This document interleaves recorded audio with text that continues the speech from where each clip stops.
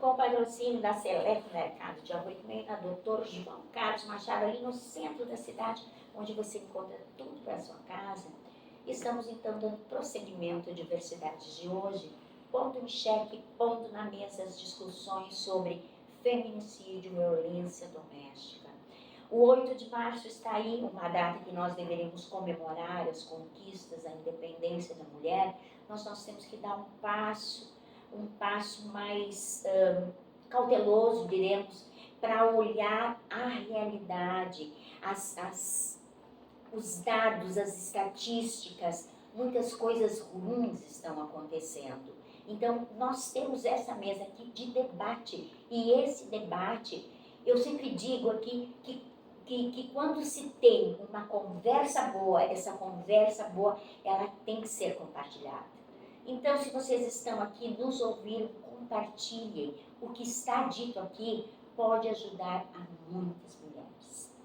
Eu queria, meninas agora, meninos, eu queria para encerrarmos esse programa, então, que a gente dissesse, falamos da violência doméstica, falamos desse momento de ruptura que está acontecendo, falamos de dados, mostramos dados, as várias formas de violência que a mulher pode.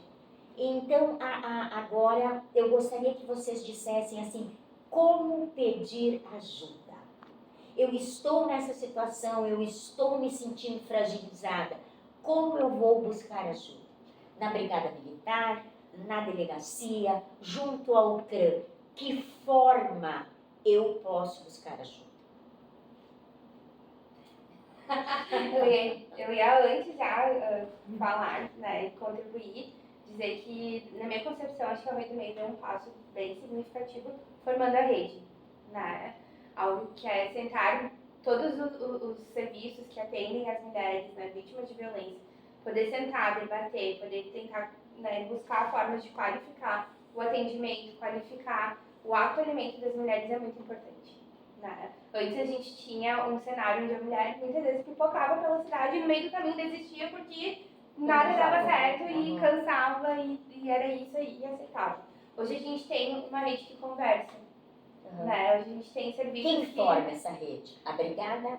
A polícia, né? O CRAM, o CRAS, posto de saúde, né? A Casa Branca, que é o ambulatório de saúde mental, o hospital forma essa rede. A gente tem o Ministério Público, o Poder Judiciário, a Defensoria Pública. A gente tem tentado tensionar a Emater também, enquanto, né, uma extensão lá no interior, e o nosso interior é grande, né? Então, poder esses serviços conversarem é um passo muito significativo para a Arroio do Meio. Graças à rede, né, que nós temos o CRAM abrindo. Sim.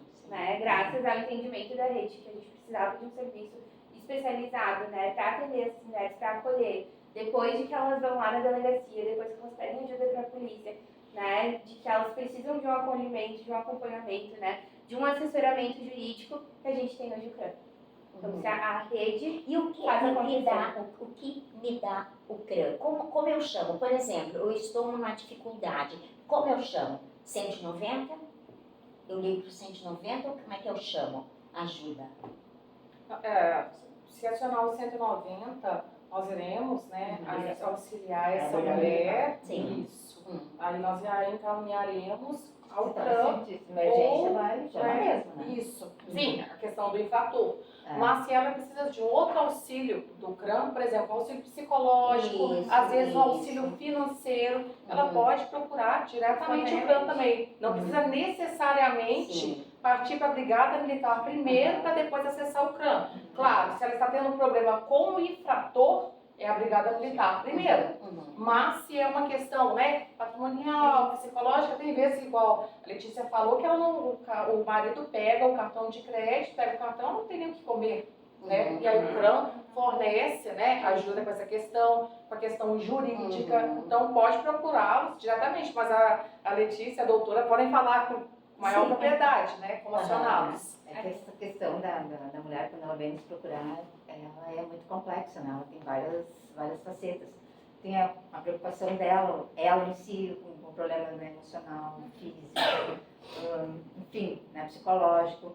E isso tudo vai agravado porque tem os outros tipos de violência, tem as crianças, que muitas vezes são usadas assim como, né, se tu entrar com ação, se tu fizer alguma coisa assim, eu vou tirar o filho de ti. Aí deu, né? Ela repensa em tudo, né? É isso aí tu dá uma parada geral e procura, né, tentar. Então é muito complicado isso, né? Mas eu acho que assim, se é para dizer alguma coisa em termos de procure qualquer um, né? Procure qualquer pessoa. Sabe, todo mundo vai fazer alguma coisa, todo mundo vai acolher, todo mundo vai direcionar para o caminho certo, assim, né, dentro dos trâmites de fazer o que pode, né? Todos Então, estão com a porta aberta. todos estão, porta aberta, janela aberta, porta, tudo aberto, entra, né? Sabe, precisa, realmente, né? A brigada está capacitada, a polícia civil está capacitada, né? O município está trabalhando bastante nisso, a saúde, né? Então, onde quiser, onde achar, onde estiver mais perto, né, no que passar na frente. Ou aquele profissional que, né, se sentir mais seguro, dentista, qualquer um, pede isso. É importante, assim, mais assim, até para que a pessoa, né, ela saiba exatamente a quem chamar, dependendo da circunstância, né? Claro, existem circunstâncias que são menos graves e outras que são mais graves e urgentes. Então, numa situação de violência iminente ou que está acontecendo, né, a brigada. Então, é o número 190, né, justamente para debelar aquela agressão. Então, a mulher está sofrendo violência naquele momento, né, está sendo ofendida, né, naquele momento, ela vai dar um jeito de entrar em contato, ou alguma pessoa que viu, né, então é importante também, né, não é só a vítima, né, muitas vezes a vítima não tem condições de fazer isso, é um vizinho, né, é alguém do condomínio. E nesse caso, por exemplo, a brigada pode chegar e entrar? A brigada tem poder soberano para ingressar em qualquer lugar, nessa circunstância. Tá? Então ela está em flagrante delito e para repelir perigo iminente, tá? ou perigo atual. Então a brigada militar ela vai interromper a ação criminosa para proteger a vida, né, dessa vítima e aí vai encaminhar as partes para a delegacia de polícia. Então esse é o procedimento e na delegacia de polícia vai se registrar a ocorrência, vai se avaliar se é caso ou não de uma autuação em flagrante, certo? Em outras situações, né, não é uma situação urgente, não está sendo agredida no momento, mas o fato já aconteceu. Nossa orientação, vai registrar a ocorrência. Então, não esperar uma segunda violência, uma segunda situação de violência para ir... Não, vai na delegacia. Porque na delegacia de polícia nós temos todo um protocolo, né? Claro que a brigada também tem seus protocolos, né? Naturalmente faz o mesmo trabalho.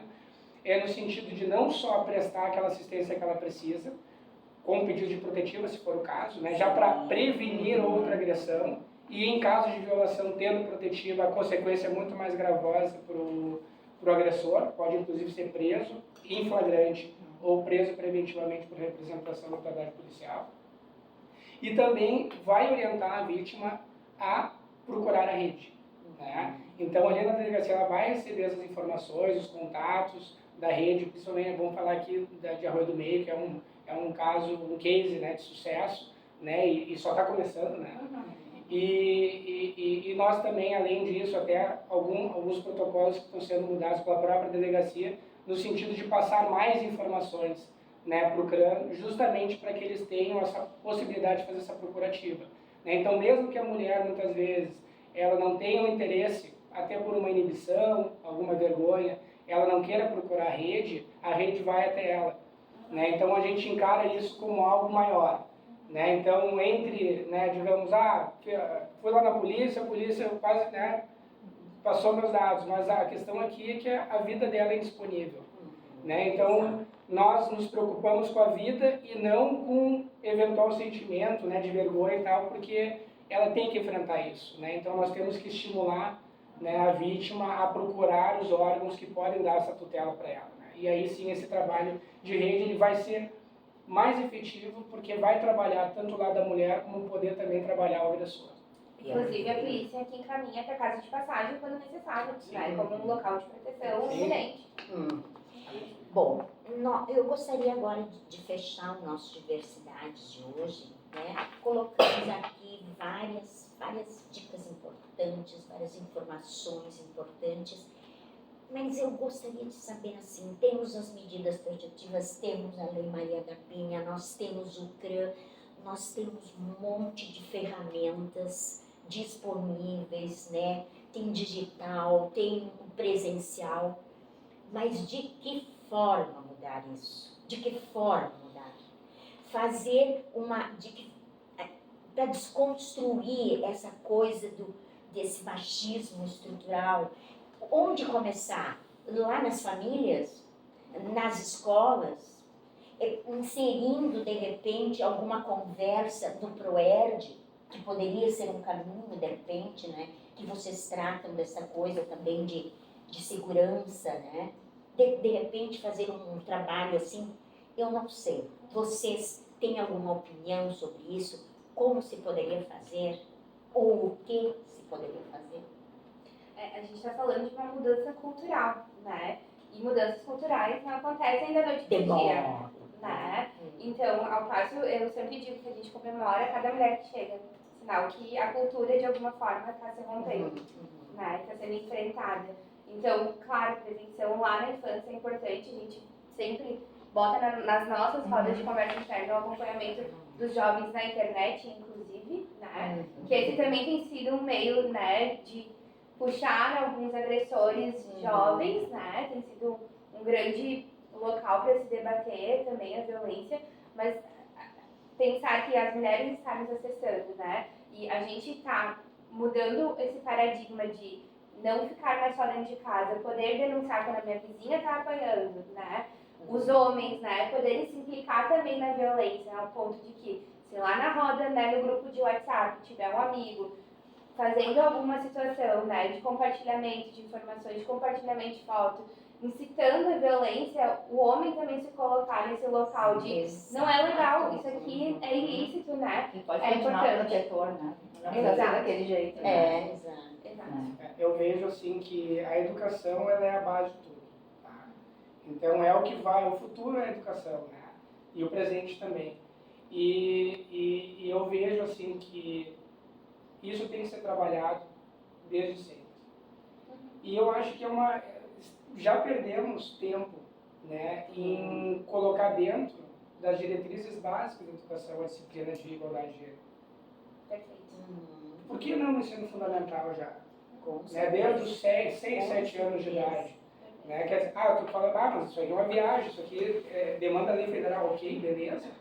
Mas nós estamos discutindo isso em nível nacional. Nós tivemos, no final do ano passado, uma reforma do Código Penal, né, com algumas mudanças de pena, que chamou até de pacote antifeminicídio. Né? E não se trabalha nada em termos de educação. Né? Então, estamos perdendo a oportunidade de colocar isso dentro da educação fundamental. Né? Disciplina nesse sentido, fazendo essa formação e mais. E a escola também, tendo, digamos, essas conversas, né, que são com os alunos, com a gurizada e tal, mas também trazer os pais. Com certeza. A própria escola fomentar muito isso, porque a família é a base de tudo, né? E a gente vê, assim, aqui, que de uns tempos, né, para cá, a gente tem, de certo modo, distorcido um pouco o papel da família. Tem se questionado muito isso. E é algo que a gente tem que refletir muito, tem que fortalecer, ao invés de desconstruir, né? Então tem que trabalhar a família, fortalecer a família, o papel dela, o compromisso dela, para que ela não seja a fonte da violência, mas que ela seja, digamos, aquilo que vai evitar a violência. Né? Então, educação, fortalecimento da família é o futuro. Né? Pra Como gente diz a Maria da Penha mesmo, né? Quando ela define família, um lugar de afeto. Exatamente. Né? É de afeto. Então, ela não seja a fonte, né, da violência. E o pessoal muitas vezes esquece, porque quando a gente fala em afeto, em amor, a gente está falando de práticas. Exato.